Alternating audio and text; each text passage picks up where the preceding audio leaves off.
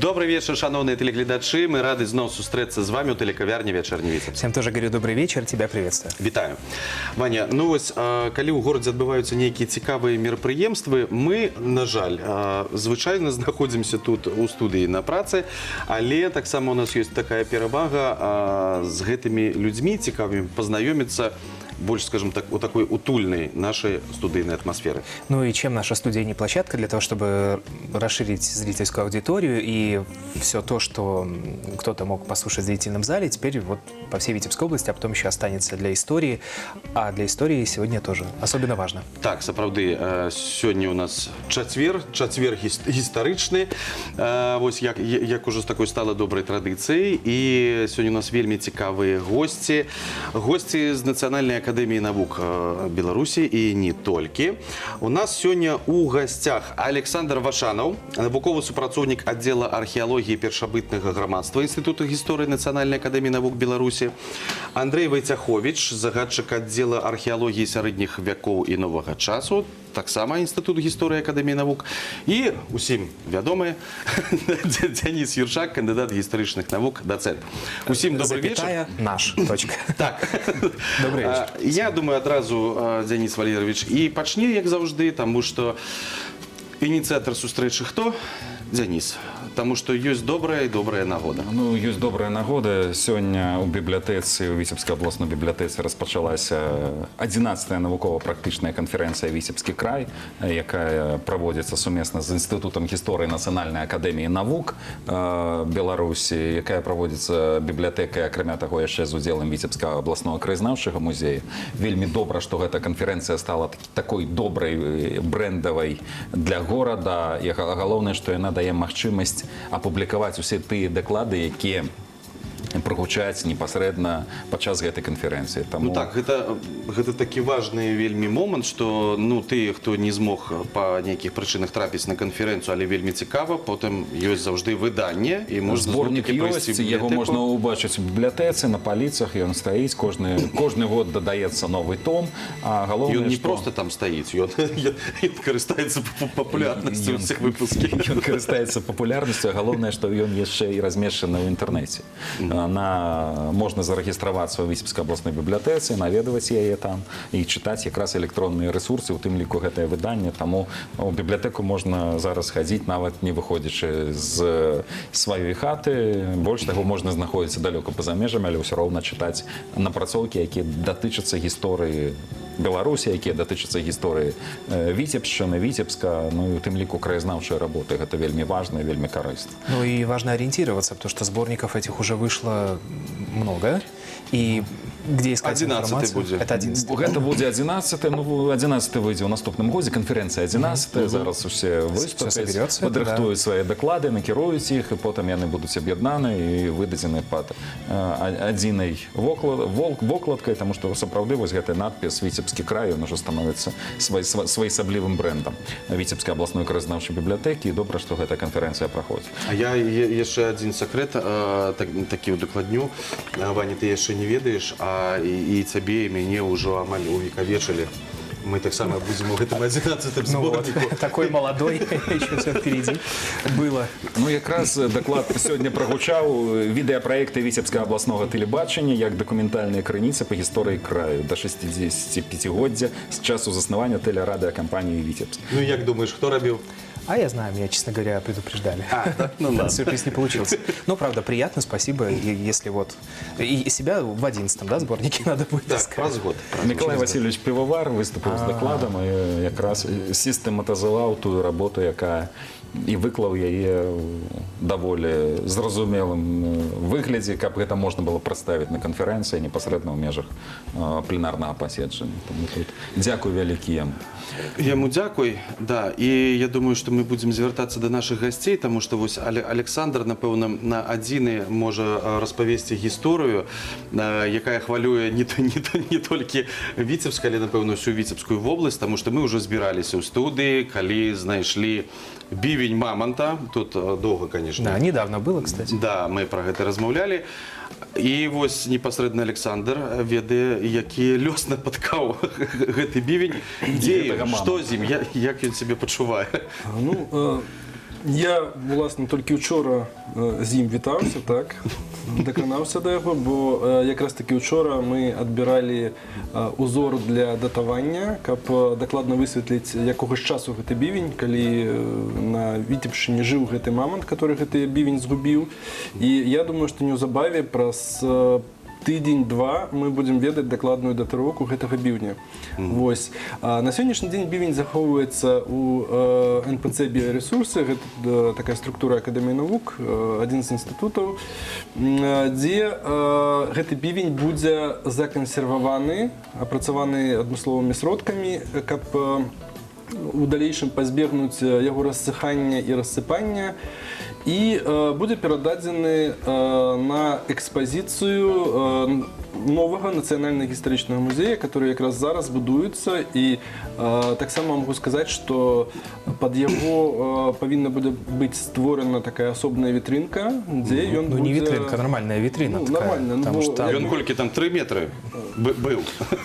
Ну, ось питання. Ну так. Насамрэч бівень каля 3 метраў. Вось стан яго захаванасці вельмі добры, бо для нас было крышку праблематычна адабраць вось гэтае рэчыва для датыроўкі, бо стан захаванасці такі сур'ёзны. Я спадзяюся, што з ім у далейшым будзе ўсё добра, і ён як бы вось зойме сваё месца на вітрыне. А ёсць такая рызыка, што ён можа рассыпацца? Калі не проводять адмысловую консервацию, то так, его можно нападать. Подождите, но мы еще не знаем точной даты датировки, но предположим, сколько он там, миллион лет пролежал? Меньше? Не, насамрэч, я думаю, что... Это же ледовик. Да, бивень будет датаваться 10 до 22 тысяч, то есть ранее 22 тысяч. Ну хорошо, ладно, Можно несколько тысяч лет пролежало, если не законсервировать, то так быстренько его можно потерять? Я думаю, что за год-два он может рассыпаться. Ну, вы там тут залежить просто від умов, так? Бо йому треба створити адмыслову вільгаць, температурні умови, ось, каб він заховувався. Слушайте, а мы тут даже и в студии обсуждали, да и не в студии, где только это не обсуждали, нашли бивень мамонта, там один из самых больших, там и вообще все, сенсация. А в чем научный интерес от этого? Вам-то что? Ну, есть этот объект, и есть. А что там можно изучать, что там можно исследовать? Что понять можно по этому фрагменту? Нового, напевно, так? Тому що, рештку мамонта у нас по Вітебській області завалися. Ведаеце, па-першае, вельмі важна тое, што гэты бівень, ён зафіксаваны. Дакладна вядома, дзе ён быў знойдзены. Гэта не проста бівень з ваколіц Вітебска ці з Вітебскага раёна, а вядома месца знаходжання, дзе ён быў знойдзены. Бо калі зараз нават разбіраешся з якімі-нибудь музейнымі фондамі, так, то ўзнікаюць вялікія праблемы з атрыбутацыяй матэрыяла. Так, бывае так, што здатчык невядомы, лакацыя, дзе быў знойдзены той ці іншы прадмет, таксама невядомы. І таму першае, што найбольш важна для археалогіі, гэта тое, што мы ведаем дакладную лакацыю, дзе ён быў знойдзены. Другі момант – гэта тое, што мамантавая фауна, гэта рэшткі мамантаў, насарогаў, напрыклад, так, яны вельмі часта ідуць побач з чалавечымі артефактамі, з артефактамі, з вырабамі, напрыклад, крамянёвымі, которымі першабытны чалавек мог упаляваць гэтага маманта, гэта нейкія прылады працы, адыходы ад іх вытворчасці. Таксама мамантавая фауна можа маркіраваць, напрыклад, паселішчы, бо, як мы ведаем, біўні, чарапы мамантаў, яны былі асноўным матэрыялам для будаўніцтва жытлаў. Так? Это вядома. І пачынаючы з 20-х гадоў беларускія археолагі праводзяць вось гэтае абследаванне месцаў, дзе знойдзена мамантавая фауна. І гэта прынёсла, нейкі час гэта нават дала свой вынік, бо, як мы ведаем са школьных падручнікаў, такія помнікі, як Бердаш і Юравіча, так, яны таксама былі знойдзены ў першую чаргу як месцазнаходжанне мамантавай фауны. І калі туды прыехаў археолог, ён запытаўся ў мясцовых, а дзе у вас тут косткі вы знаходзілі, яны ім паказалі, і ён, уласна, знаходзіў гэтыя косткі і пасля пашыраў это ўсё да шурфаваў, рабіў раскопкі і знаходзіў там якраз такі сляды чалавечага паселішча. Таму гэта вельмі-вельмі важна. А вы не проезжали на место? У Жніўні Тады ж так. Мы зладили такую сумесную экспедицию, провели там описание разрезов, наведали доломитовые карьеры, так, знайшли выходы кременю, что для территории Витебской области и подвинья, ну, в принципе, досить такая редкая з'ява.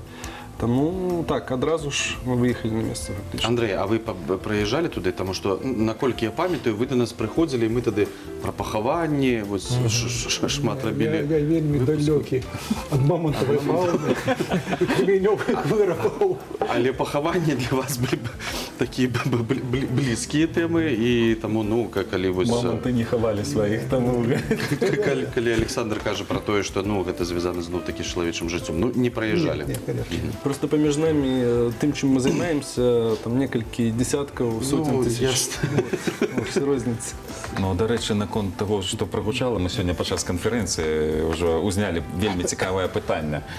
Датування. Ось у музеях приносять з датчики які-небудь предмети, здали костку мамонта. Зараз, справді, можемо зробити аналіз і, в принципі, датувати предмети. І ось, коли записували ефір про мамонта, якраз Валерій Олексійович приносив особні артефакти, особні запчастки, так, Шишанов Валерій Олексійович з фонду Витебського обласного краєзнавчого музею, і він приносив якраз ту костку, яка була привезена з датчиком з острова Врангеля.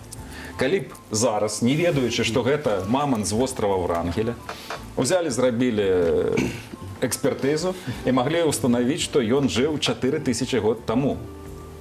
А яны вымерлі там 10-3,5 тысячи год таму. Ну, была б навуковая сенсацыя. У нас, умоўна, мамонты столькі жылі, калі б мы не ведалі, адкуль гэтая костка. Вот, вось тут вельмі важна. Таму, калі мы глядзім, што, дзе знойдзена і куды перададзена, гэта не толькі трэба ведаць, хто там прынёс, а трэба ведаць, дзе знойдзена, у якіх умовах і, канешне, ці мясцовы гэта матэрыял.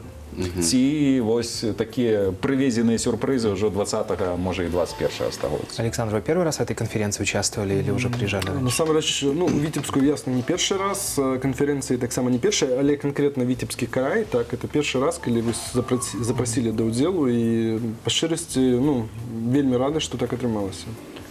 Ну, калі вы ўжо былі таксама і на кар'ерах, а знайшлі вы для сябе, як для даследчыка, нейкія такія унікальныя моманты вось нашага рэгіёна?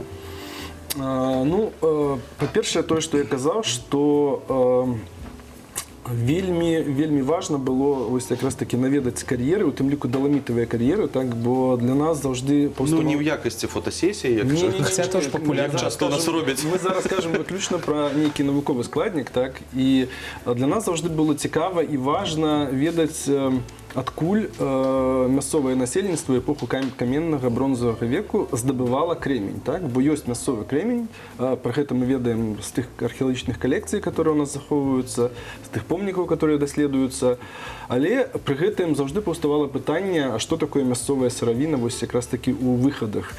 І вось гэтыя радовішчы, которые кременёвыя радовішчы, которые ідуць разам з даламітамі, і хутчэй за ўсё яны таксама выступалі на паверхню уздоўж русла ўсёй дзвіны. Ну, гэта было вельмі важным, і вось тое, што нам атрымалася зафіксаваць, я думаю, у далейшым, ну, зробіць такі велізарны ўнёсак у разуменне сыравіннай гаспадаркі і насельніцтва каменнага бронзавага векоў. А вы рассказывали о чем зрителям сегодня во время встречи? Про бивень. Про бивень. Все было про бивень, да. Про бивень, про важность артефакта, про важность этой находки, про важность пошуку артефактов побач с выходами фауны. И когда дособирается информация, тоже ваша статья, да, появится? Так, ну, по щирості, ми будемо чекати датировку, так, бо, як я казав, нам треба 10-2 тижні, щоб довідатися, якого часу був цей бівень. Після нам треба буде зробити ще такий порівнявчий аналіз усіх, ну, усього того, що ми здолеем зробити, звісно, со знаходками фауны по тэрыторыі Віцебскай вобласці, каб гэта было такім прадстаўлена ў кантэксце агульным, а не проста як асобная знаходка. Ну, про гэты момант можна сказаць, каму ён належаў яшчэ і з якога боку. Так, вядома, бо мы ўжо ведаем, што... Знайшлі гаспадара? У кого в хлеву стоял? Ветеринарный пашпорт был. Ну, чип, ты же знаешь, животным чип ставят и сразу считывают. Мы дакладна можам сказаць, што это правы бівень. Ён належаў мужчынскай особе, так, і гэта была досыць узроставая асобіна. Гэта, ну, як бы не малады мамант, это ўжо такі сталага веку мамант. Вось. Ну і, як я казаў, нам засталося толькі пачакаць вынікаў за 14, каб даведацца, калі ж ён хадзіў па Віцебшчыне. Таму не маманцёнак, затое наш бівень правы, гэта самае галоўнае. Ну, а з мамантам зразумела, ну, але ж вы не толькі гэтым біўнем займаецеся, так? Ёсць другія кар'еры. Так. Ну, увогуле ваш інтарэс, дзе і наколькі ён сягае ў межах Беларусі? Што такога цікавага знайшлі за апошнія часы? Я займаюся эпохай каменнага века, так, і як бы асноўныя накірункі, которымі я займаюся і развіваю апошнія часы, гэта палеаліт Беларусі і самы старажытны помнік палеаліту, я думаю, гледачы, магчыма, ўжо чулі пра яго, так, гэта помнік Агова-1 на тэрыторыі Івановскага раёна Брэсцкай вобласці. Дарэчы, помнік таксама быў выяўлены выпадкова, таксама ў кар'ерах. Так, бо глыбіня залягання артефактаў там каля 6-12 метраў, і вядома, што знайсці іх проста так, ну, археолагу вельмі складана. І толькі дзякуючы кар'ерным працам нам атрымалася зафіксаваць вось гэтае культурнае напластаванне з артефактамі. І нам таксама атрымалася іх прадатаваць разам з нашымі расійскімі калегамі. Мы зрабілі датыроўкі. І на сённяшні дзень можна казаць, што гэты помнік самы старажытны не толькі на тэрыторыі Беларусі, але адзін з самых старажытных на тэрыторыі ўсходняй і цэнтральнай Еўропы. Гэта ўзрост больш 400 000 год таму. І што самае цікавае, тое, што гэта нават не неандертальцы, так? Гэта яшчэ чалавек больш ранняга тыпу. Вот, Па сутнасці тут, дарэчы, прыпісалі гісторыю. Мы класічна, рыхтуючыся да цэнтралізаванага тэсціравання ці ўвогуле вывучаючы, мы звычайна прыгадвалі Юравіч і Бертыш, мы прыгадвалі Мусье, ці прыгадвалі знаходкі асобных прадметаў, там Абідавічы, Свяцілавічы. А цяпер раптоўна раз і амаль у 4 разы а вучням зараз зноў переучим і перездавайце так. І вось анулюем вынікі. Таксама вельмі важна, да, вось тое, што помнік знойдзены таксама ў кар'ерах, да, і як мы ведаем, што на сённяшні дзень вось колькасць вот этих знаходак сярэдняга палеаліту выпадковых на тэрыторыі Беларусі, яна пашыраецца, і пашыраецца іх геаграфія. Самыя такія паўночныя рэчы, которые нам вядомы на тэрыторыі Беларусі, гэта дзесьці шырыня Смаргоні, так? Але пры гэтым трэба памятаць, што на тэрыторыі беларуска-расійскага памежжа, з расійскага боку, былі знойдзены артефакты, которые нагадваюць па сваёй марфалогіі і тыпалогіі вырабы часоў сярэдняга палеаліту, так? Што таксама вельмі важна, і мы зараз можам казаць, што на тэрыторыі Віцебшчыны неабходна абследаваць усе кар'еры, спрабаваць абследаваць усе месцазнаходжанні фауны, бо яны могуць быць звязаны з дзейнасцю чалавека таксама. Вось. Ну, если карьеру где-то нет, выкопать. Это касается мой следующий вопрос. То есть, например, в отличие от Андрея, где, наверное, глубина залегания его сферы интересов чуть меньше, да, как-то повыше это все находится, вы не можете спрогнозировать, где будет очередное открытие. То есть, если здесь можно опираться там, на стоянки, на какие-то, не знаю, там еще исторические данные, то у вас действительно это каждый звонок вам, что что-то нашлось, это сродни чуду. Это новая программа по гісторыі Беларусі для вучняў. Ну, да. З аднаго боку, канешне, так, але з іншага боку ўсё адно, вот як я сёння казаў на дакладзе, што ёсць там пэўная колькасць складнікаў, которые павінны быць, каб у гэтым месцы можна было шукаць, напрыклад, палеаліт. Это наяўнасць воднай артэрыі, наяўнасць выхадаў кремня, сыравіны кремянёвай, пра што я сёння казаў, і пажадана яшчэ мець месцазнаходжанне фауністычных нейкіх рэшткаў. І тады, канешне, гэтае месца перспектыўнае. Ну, плюс, канешне, геалагічныя розныя умовы трэба для пэўнай тэрыторыі прасачыць, каб адказаць, наколькі эта тэрыторыя перспектыўна для пошуку. А под Витебском гэта ўсё якраз сыходзіцца. У прынцыпе, таму Ясно. Не будем удивим мы шукаць вас. наших жыхароў вось з біўнямі больш раней. Складана, да. Не удивим мы вас тем, Здзівіць. что здесь когда-то было море, да? Вы про это слышали? І паўсюль. Андрей, а з якой тэмай вы прыехалі на канферэнцыю? Тэма такая, якой уже займаюся досыць шмат часу. Гэта вельмі цікавая тэрыторыя, дзе сутыкаюцца рэкі розных бассейнаў Нёманскага, Дзвінскага і Днепровскага. Это тэрыторыя Докшинского района.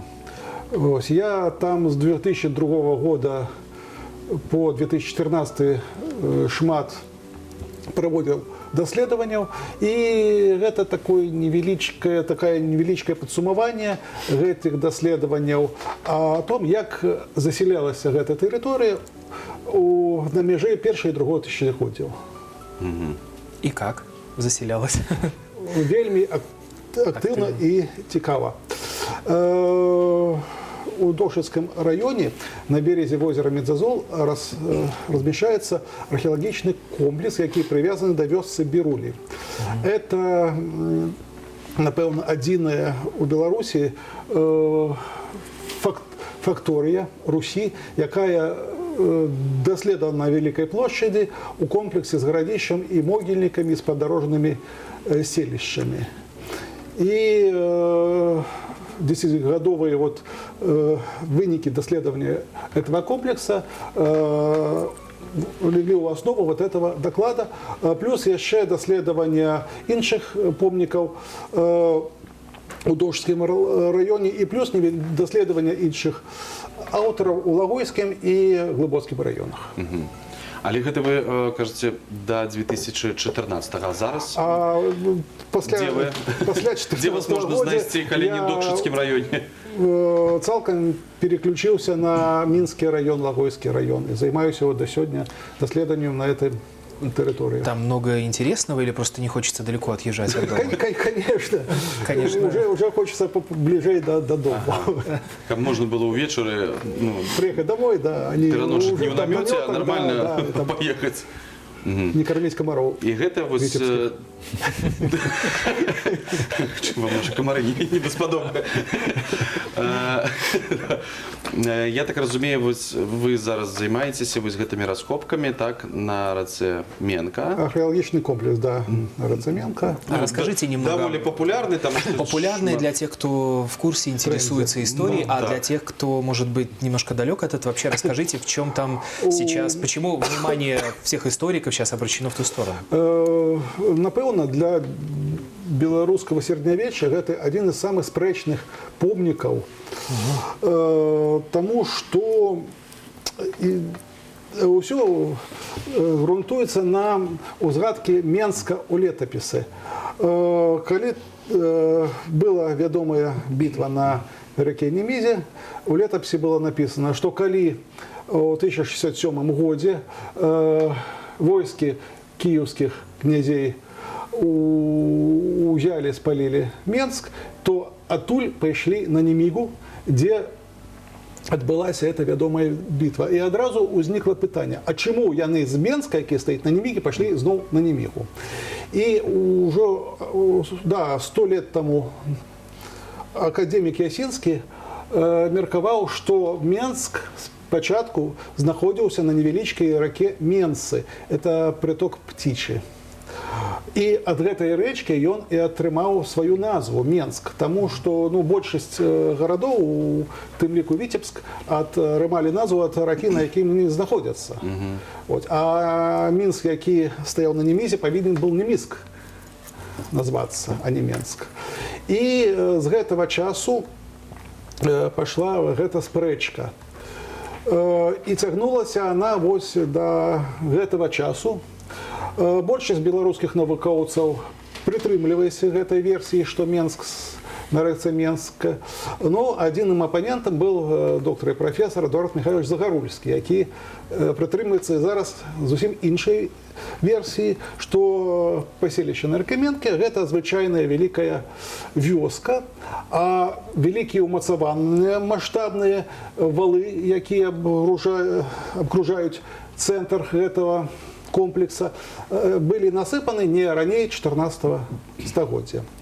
І вось, каб разабрацца ў гэтым, у 2023 годзе пачаліся маштабныя даследавання, раскопкі. Яны былі ініцыяваны Саветам міністраў Рэспублікі Беларусь. У рамках даследавання найбольш значных для гісторыі Беларусі помнікаў. Вось. І для того, каб вырашыць гэтае пытанне, был Менск ці не был Менск, і наогул з'яўляецца это паселішча горадам ці не, мы здзейснілі найбольш масштабную Беларуси доследование вала этого городища. Был закладен такой раскоп у центре вала 30 на амаль 30 метров, и он прорезал цалком вал на глубину до 12 метров. Коли вот про мамонтов, да, мы так само копаем на эту глубину. Фактично карьер заробили. Кстати, Александр, надо бы Хочется проверить. запытать, а где мамонт? Это глубей. Вот, докопали до того момента, когда становится цікаво уже Александру. И уже час проходит якраз у його. основе вала мы знайшли рештки драўляных абарончых збудаванняў. Это могутная такая сцяна драўляная, складзена з дубовага бярвення, якая была вышынёй до 6-7 метров, и у ширину она 24 метра. Складала з некалькіх срубаў і дапаўняльных ліній обороны, и гаспадарчыя еще были прибудовы с внутреннего бока. И главное, что с этой сцяны были узяты спілы для того, каб зрабіць дендрахронологію. І вельмі пашанцавала, што 10 бярвенняў былі з карой. І яны усе 10 показали одну дату. Это зима 997-998 года. Настолько точно, да, что даже... Так, да, до месяца. И гэтая дата можа лічыцца, калі быў загад, конечно, будаваць гарадскую сцену мог аддаць толькі князь. І вельмі маштабная будоўля пачалася. Это трэба было такой вялікай сцяной абнесці плошчу ў 3 гектара, каб зрабіць гарадскі гэты цэнтр умацаваны. І з гэтага часу паселішча на Ракаменка зрабілася паўнавартасным горадам. І росквіт этого города прыйшоўся на 11 стагоддзя. А уже напрыканцы 11 стагоддзя там пачаўся заняпад. І мы таксама зафіксавалі сляды вельмі моцнага пажара, дзе частка абарончых збудаванняў згарэла, і у этом пажары рэшткі зброі, наканечнікі стрэлаў, згарэўшыя рэчы, якія паказваюць, што ён где-то ў 11 стагоддзя гэты Ну, это как раз может быть отбылся. 1667. Это может быть 67-й, да, этот год. А какова дальнейшая судьба этого места? Я к тому, что обычным там туристам в будущем там смотреть нечего. Или как-то можно это оставить в таком виде? Нет, что- Туристы и зараз ездят, в принципе. Конечно, глядаць. нет, туристов вельмі шмат. Вот коли вот я не мы бывал, простите. апошнія 3 гады проводили там раскопки, амаль кожный день там и люди сами едут, и централизованные группы. Помощь предлагают или больше мешают? Нет, подходят, цікавятся, а потом некие волонтерами некоторые приезжают. Так что бывает и помощь. Конечно, это вельми такое место знаковое. И там то, что оно размещено каля Менска, вельми сприяе его туристичным значности, да, привабности. Вот у понедельник была комиссия, выезжала с облвыконкамом, сопрацоўнікі нашего института. И было принято решение, как начать музеификацию этого комплекса и передать его у власність музею. Ще музей не вибраний, але, звісно, треба установи музейне передавати, тому що він зараз у власності сільсовета. Ось, коли Багатий сільсовет. коли буде передача у музей, тогда будет инфраструктура и некая музеификация. А самое главное, что после доследований частка этой стены драўляной была узята, вынута и завезена у Гомель, где специалисты, у нас есть один в Беларуси специалисты, которые занимаются консервацией моренного дуба, и они консервуют этот участок этой стены. Уже два перших участка уже законсервованы, и после того, как они уже все эти працы виконують, цалком этот отрезок стены будет экспонироваться. Покуль вот попереднє, хутчэй за все, ён буде экспонироваться у музеі народной архитектуры и быта у Строчцах. Бо там есть специалисты по древу, есть огородженная территория, и яны там будут заховываться. Тем больше этот музей находится у 2,5 километров от этого комплекса. А все, что вы раскопали, обратно нужно вернуть как было? Конечно, или как... мы засыпали частково этот вал, але там зараз все равно не хапило трохи земли, бо мы достали эти первения, и треба будет обновлять этот вал до конца. Не буде він опливати, може і знову конструкції треба робити? Не, оплывать он не будет. Як Сердневич. Ну, все зробить, як треба. Как треба. Давайте зараз зробимо невеличку паузу, тому що гэта мы зараз кажем про реліквії, які знаходяться, і все буде їх болей і болей.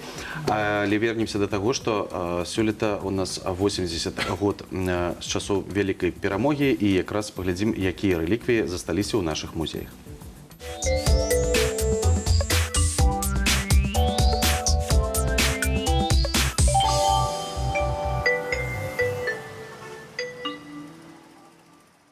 В Витебском областном музее Героя Советского Союза Миная Филипповича Шмарева хранится комплекс личных документов, фотографий партизан, командиров партизанских формирований. И среди них фотография Столярова Ивана Михайловича, который родился в Витебске в 1923 году. Война его застала на втором курсе Витебского художественного училища.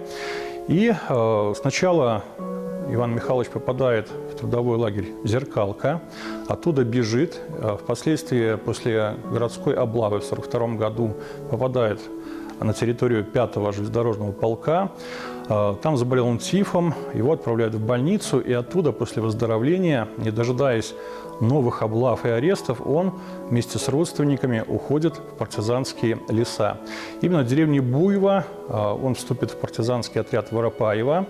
Там он будет назначен сначала в снайперскую группу, которая будет вести охоту за немецкими солдатами и офицерами на территории и на дороге Витебск-Сурож. Впоследствии несколько раз будет переходить линию фронта, опять же будет отмечать в своих воспоминаниях, что это было очень сделать тяжело, так как после закрытия Сурожских ворот немецкие части, они действительно укрепили эту линию фронта, устроили завалы из деревьев, которые минировались, устраивали минные поля, засады. И в одном из таких боевых эпизодов рассказывает в своих воспоминаниях о том, что уже в 1943 году, когда было принято решение о воссоединении частей Красной Армии с партизанскими формированиями, которые действовали на территории Сурожской партизанской зоны, то Столяров был назначен в группу разведки, которая должна была идти первой для того, чтобы узнать ситуацию по дороге на соединение с частями Красной Армии. И вот, к сожалению, эта группа заходит на минное поле, где сам Столяров был ранен, и впоследствии уже в госпитале Иван Михайлович узнает, что он был награжден медалью партизана Отечественной войны. И уже после выхода из госпиталя, где он получил заключения, что Горинг строевой участвует в боевых действиях в составе действующей армии. Иван Михайлович Столяров принимает участие в боевых действиях по освобождению Беларуси, Литвы, Латвии, Польши, участвует в разгроме крулянской группировки немцев. Послевоенный период Иван Михайлович Столяров работает в художественно-графическом факультете, преподает графику, акварель. И уже в 2000-х годах Витебскому областному музею Героя Советского Союза Миная Шмарёва он передал 100 своих графических работ под названием «Партизанская быль», которая была издана каталог этой серии работ «Партизанская быль».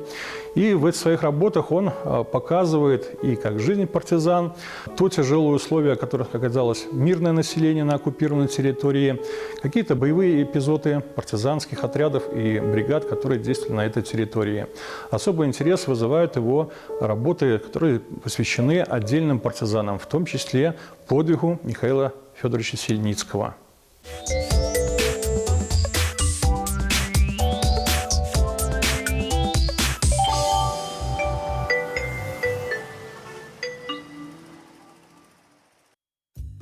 Мы вертаемся до нашої так любимої глибокої старожитності, напевно, так?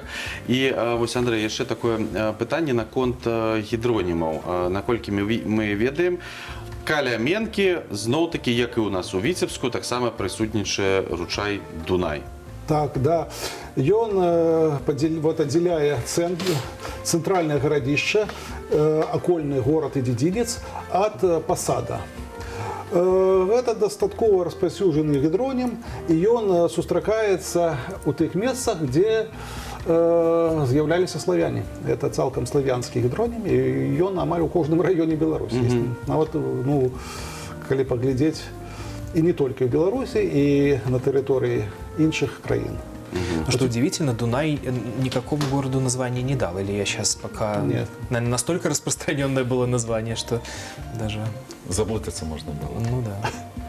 А ось, Александр, бывает такое часом, что ось пакуль там займаецца Андрей раскопками, и вы так само подъезжаете, ну, раптам там зазірнуць, може нешта знойдзецца цікавае?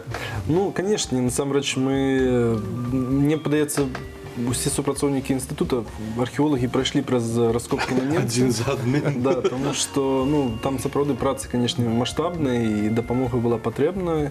І зноў жа Андрей не кажа, але ён знаходзіць там і вырабы каменнага века, не ў такой вялікай колькасці, як на класічных паселішчах, але яны ёсць. І пра гэта, конечно, мы яшчэ скажам калі-небудзь. Вось, усё чакае сваёй апрацоўкі, таму ось так. Але хутчэй за ўсё яны там занесены Не, хутчэй за ўсё там просто існавалі паселішчы больш ранняга часу, вось, бо это рэчкі, да, як мы ведаем. А вось наконт рэчак, калісьці, я не памятаю, год таму ці два ўжо мінула, мы збіраліся тут у студыі наконт падводных раскопак на Дзвіне, і тады казалі пра тое, што гэта будзе, ну, неяк ісці далей. На сённяшні дзень куды-небудзь занырнулі?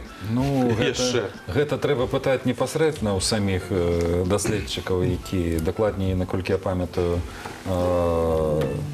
наши падводныя археолагі ў гэтым годзе працавалі і з Максімом Михайловичем Чарняўскім на секцыі. Яны у Оршы адзначыліся ўжо. У Віцебску покуль у гэтым сезоне не з'яўляліся, але маштабна яны працавалі па ўсёй рэспубліцы, у тым ліку з палеанталогіяй працавалі ў Гомелі. А самое галоўнае, што ў гэтым годзе знайшлі затонувший город, городище. Але пакуль... Атлантида. Да, белорусская Атлантида. Але пакуль об этом казать нельга.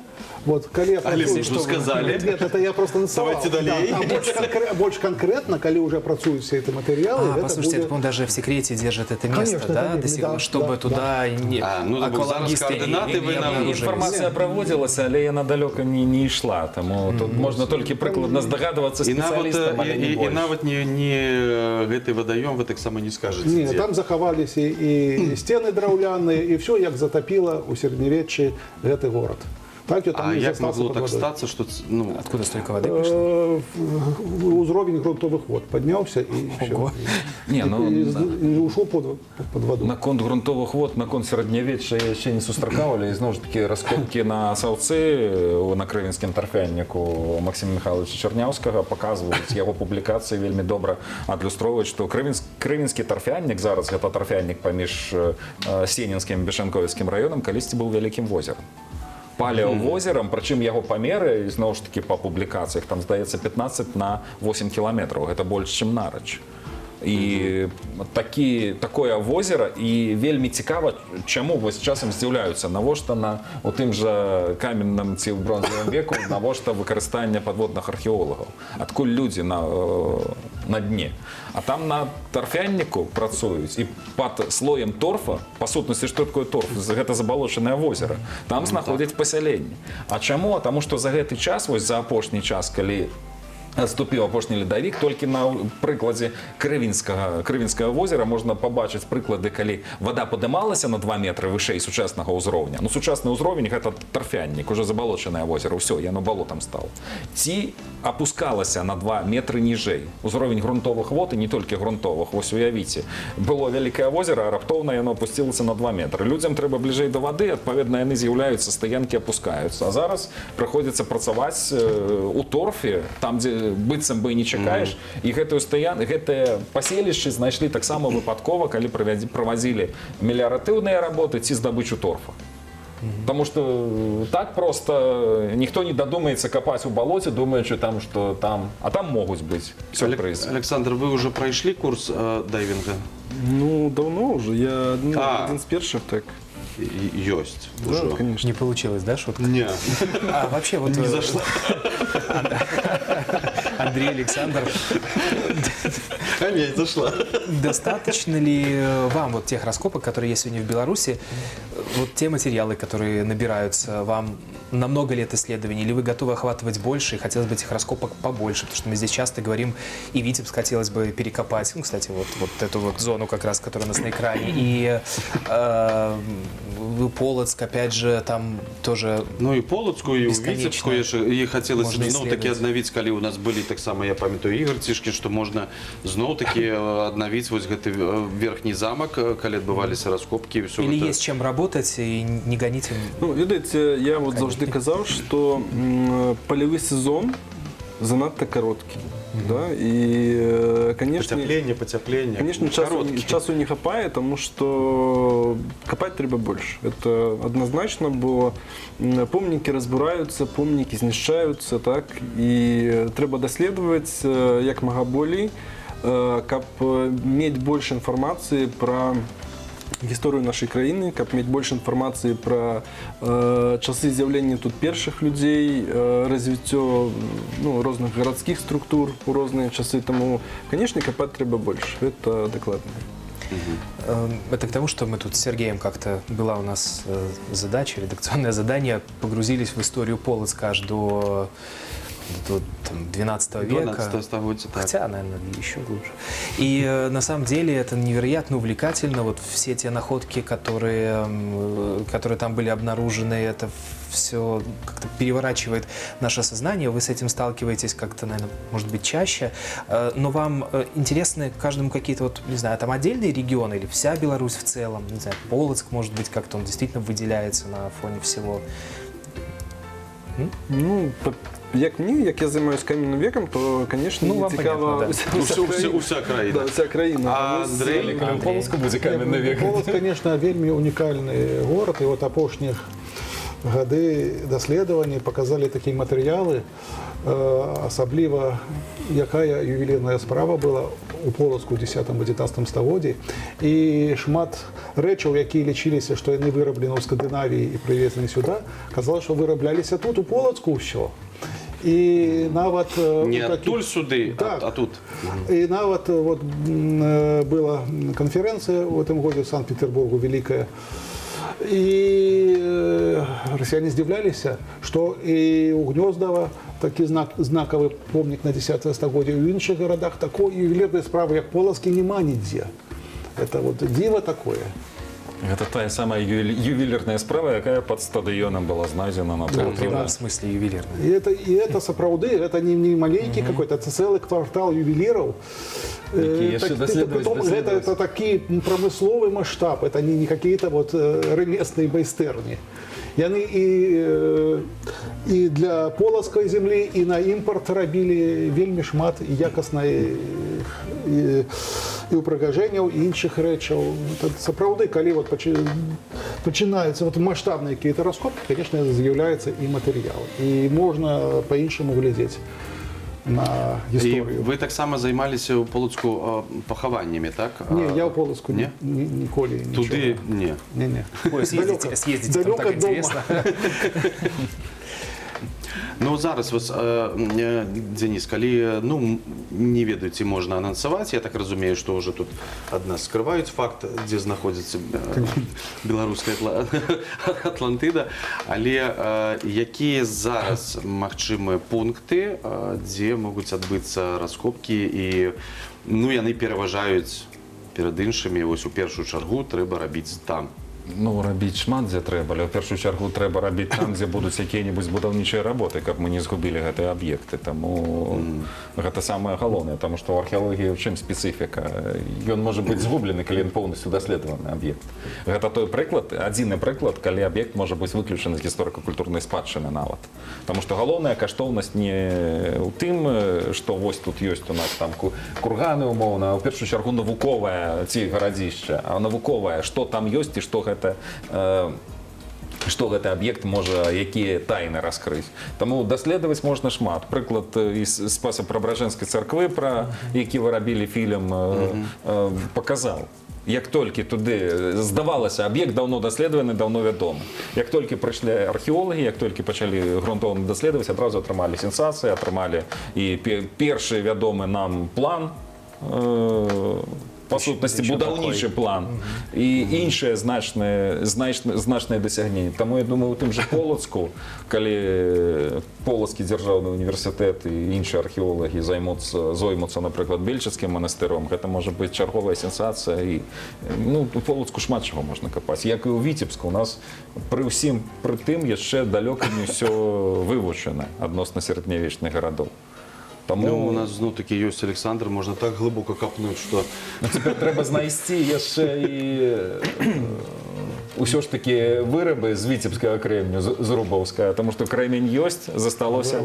Трэба шукаць, я ж А ёсць сэнс, сапраўды, я не ведаю, зараз, напэўна, вытворчасць там ахне і за сэрца возьмецца, прыпыніць там нейкія працы кар'ерныя і сказаць, выбачайце, але годзік. Подожди, там только предприятие прошло модернизацию, оно сейчас прекрасно себя чувствует. Давайте вы крыху вось так у бок, а я тут возьму невялічкую пляцовачку. На счастье нет, потому что... Нет, давайте разберемся. На жаль ці на шчасце? На счастье нет, не патрэбна, потому что гэта даламіт, это дэвонскі ўзрост, як бы занадта глыбока. Наадварот, покуль яны распрацоўваюць кар'еры, ёсць шанс знайсці штосьці, покуль яны пойдуць туды. І гэта... Я маю на увазе, каб ім дабрацца ўсё ж такі да дэвонскага перыяду, ім трэба зрэзаць і больш познее напластаванне. У выніку, можа, што-небудзь яшчэ будзе знойдзена, і будзем спадзявацца, што якраз будзе знойдзена. Ну и опять же, завершим, наверное, тем, с чего начинали. Бивень мамонта, если бы те добрые, внимательные люди не позвонили и вообще не задались вопросом, а что это мы такое откопали, но не было бы этой сенсации и повода для встречи и всех дальнейших исследований. То есть, действительно, все правильно было сделано. Что-то откопали, нашли Дениса Валерьевича, в конечном итоге вы туда ездили. Знайшлі шмат каго, але... Не, бачыш, калі б адразу Я знайшлі бліжэй за Дениса ўсіх Валерьевича, аказаўся. тады бівень застаўся ў нас. Я так думаю, таму ён так і трапіў у Мінск. Не, Заўважце, у вас шмат бівнів так, і мы яшчэ а ў Мінску знойдзем. нацыянальным музеі это будзе адзіны бівень. Якраз падчас будаўніцтва Нацыянальнага гістарычнага музея раптоўна... Один из первых экспонатов, вот он уже. І прычым правы. Правы. І наконт яшчэ одно пытанне, я не памятаю, здымалі, не здымалі, мы заўжды кажам вось пра ледавік. Нейк у мяне хтосьці запытаўся, што значыць ледавік? Ось як ён так ішоў, куды ён ішоў? Да? Не. ну нехта яшчэ. І што, ну, атрымаліся такія горы, і куды ён так знік? Ён прыйшоў і пайшоў. Как нечто живое мы это воспринимаем, Так, на так. самом деле это же ну, растянутые во времени события будут. Тут праблема ўвогуле, што не проста адышоў, ён яшчэ можа вярнуцца, таму што нездарма спецыялісты пішуць I'll be пра галацэн, як там галацэнавае незавершанае міжледавікоўе. Он не закончил дела своих, да? Правда, у нас шанец адзіны, што у нас яшчэ некалькі тысячагоддзяў дакладна ў запасе, спадзяемся, ёсць. Таму сабраць рэчы, калі што Да на Марс. час атрымаецца. Да на Марс стартануть, понятно. Ну, больш зразумела не стало. Ну, в этом и интересны эти наши исторические встречи и беседы. Спасибо большое за то, что нашли время. Мы с удовольствием, с новыми открытиями, с новыми исследованиями ждем здесь, потому что мы должны об этом рассказывать, должны это популяризировать. И... Ну і зноў-такі вось у 11-м зборніку будзем побач вось з гэтымі цудоўнымі людзьмі, зноў-такі прыемна. Да? Правда? Да. Бівень і мы. Мы з біўнем. Мы з Бівні. Сапраўды, дзякуй, што заехалі да нас, новых цікавых адкрыццяў. І, канешне, калі яны ў вас здараюцца, вы адразу тэлефануйце Дзянісу. А, он уже знает, А как ён нас уже найти. ведае, як прывесці гасцей сюды, і мы з радасцю з вами зноў сустрэнемся. Дзякуй. Ну, а всем телезрителям предлагаем познакомиться с афишей. Что интересного в Витебской области будет происходить в ближайшее время, вы узнаете из нее и спланируете свой культурный досуг. Ну, а затем еще у нас будет музыкальный номер. Сергей Ганок выступит для вас. Ну, а на этом мы с вами попрощаемся и скажем, что в 19:00 Беларусь 4 Витебскую не забывайте включать, чтобы видеть нас в том числе. Это был вечерний Витебск. Всего доброго, пока. Всего доброго.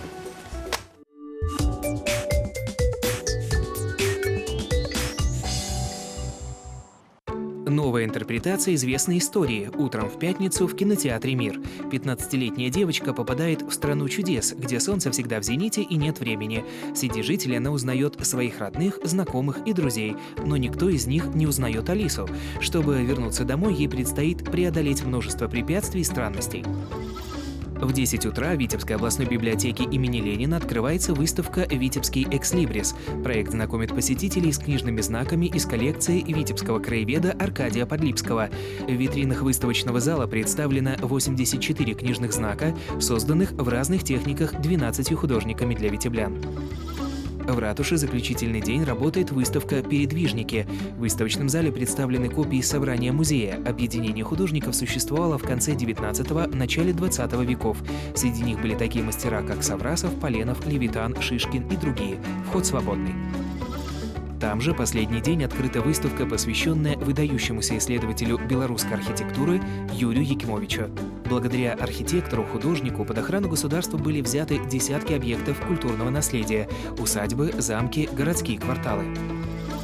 Постоянная экспозиция обновилась в художественном музее. В одном из залов представлены живописные произведения Пена. Мастер создал огромную галерею самых разных женских образов, пронизанных задушевностью, поэтичностью и возвышенностью чувств.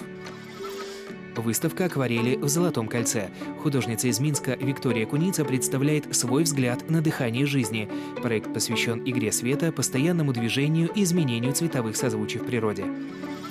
Містычная гісторыя ў лялечным. Па сюжэце Тім Талер і яго сябры запрашаюць гледача ў тэатр, дзе ажываюць лялькі, а потым распавядаюць неверагодную гісторыю пра беднасць, багацце, марскія падарожжы і прыгоды прададзенага смеху. Дню заснавання Нацыянальнага акадэмічнага драматычнага тэатра імя Якуба Коласа прысвячаецца камедыя «Несцерка». Спектакль ужо больш за 80 гадоў. У свой час праз яго прайшлі ўсе артысты тэатра. Сюжэт камедыі пабудаваны паводле матываў беларускіх народных казак. Ён уяўляе сабой шэраг займальных прыгод, якія здараюцца з галоўнымі персанажамі.